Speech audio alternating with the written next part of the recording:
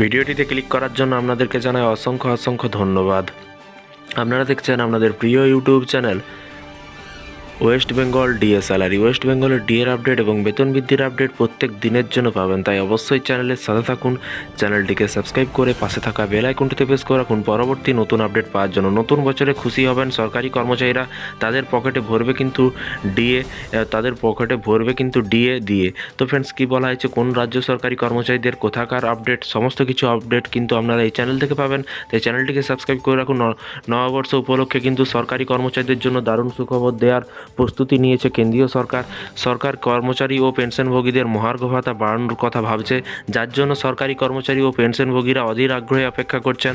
আসুন জেনে নেওয়া যাক এখন সরকারি কর্মচারী ও পেনশনভোগীদের মহার্ঘ ভাতা কত শতাংশ।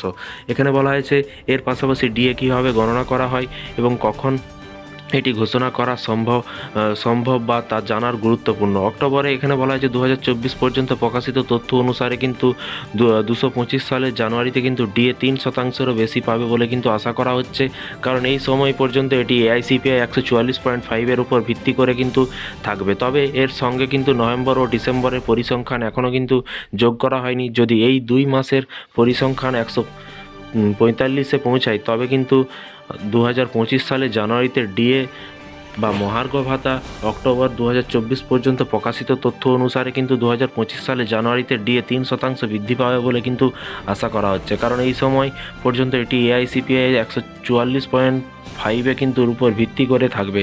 তবে এর সঙ্গে কিন্তু নভেম্বর ও ডিসেম্বরের পরিসংখ্যান এখনও যোগ করা হয়নি। যদি এই 2 মাসে পরিসংখ্যান 145-এ পৌঁছায়, তবে 2025 সালে জানুয়ারিতে ডিএ বা মহার্ঘ ভাতা 53% থেকে 56% বৃদ্ধি পাবে। মহার্ঘ ভাতার এই 3% বৃদ্ধি কেন্দ্রীয় কর্মচারীদের মাসিক বেতন উল্লেখযোগ্যভাবে বৃদ্ধি করবে বা করতে পারে। ডিএ 3% বাড়ানো হলে সরকারি কর্মচারীদের ও পেনশনভোগীদের প্রাপ্য অর্থ বড় ধরনের পরিবর্তন আসবে। কর্মচারীদের কত টাকা উপকৃত হবে? কেন্দ্রীয় কর্মচারীদের ডিএ বাড়ানোর সিদ্ধান্ত মূলত অল ইন্ডিয়া কনজিউমার প্রাইস ইন্ডেক্সের উপর ভিত্তি করে কিন্তু নেওয়া হয়। গত মাসের তথ্য দেখায় যে সরকার নতুন বছরে ডিএ 53% থেকে বাড়িয়ে কিন্তু 56% করতে পারে। এর পাশাপাশি এভাবেই ডিএর হিসাব করা হয়। সপ্তম বেতন কমিশনের অধীনে মহার্ঘ ভাতা গণনা করা হয় এআইসিপিআই অল ইন্ডিয়া প্রাইস ইন্ডেক্সের ভিত্তিতে। এবার জুলাই থেকে ডিসেম্বর 2024 পর্যন্ত এআইসিপিআই সূচকের ডেটা নির্ধারণ করবে সরকার কতটা ডিএ বাড়াবে তা কিন্তু এখনও জানানো হয়নি এবং কখন ঘোষণা করা হবে। সপ্তম বেতন কমিশনের অধীনে ডিএ বছরে দুবার বাড়ানো হয়, জানুয়ারি এবং দ্বিতীয়বারে জুলাই মাসে। এআইসিপিআই সূচকের গড় উপর ভিত্তি করে এই সংশোধন করা হয়েছে। এবার কিন্তু জানুয়ারি 2025-এ ডিএ সংশোধন করা হবে জুলাই থেকে। ডিসেম্বর 2024 পর্যন্ত ভোক্তা গৌরব সূচকের ডেটার উপর ভিত্তি করে কিন্তু তবে কেন্দ্রীয় কর্মচারীদের মহার্ঘ ভাতা বৃদ্ধির আনুষ্ঠানিক ঘোষণা মার্চ মাসে করা হয় এবং হোলির আগে এটি কিন্তু মুক্তি দেওয়া সরকারি কর্মচারীদের এবং পেনশনভোগীদের উৎসব উপহার দিতে পারে। বর্ধিত ডিএর পরিমাণ মার্চ বা এপ্রিলে বেতনে কিন্তু আসে। তো ফ্রেন্ডস, বিষয়টি বুঝতে পারছেন।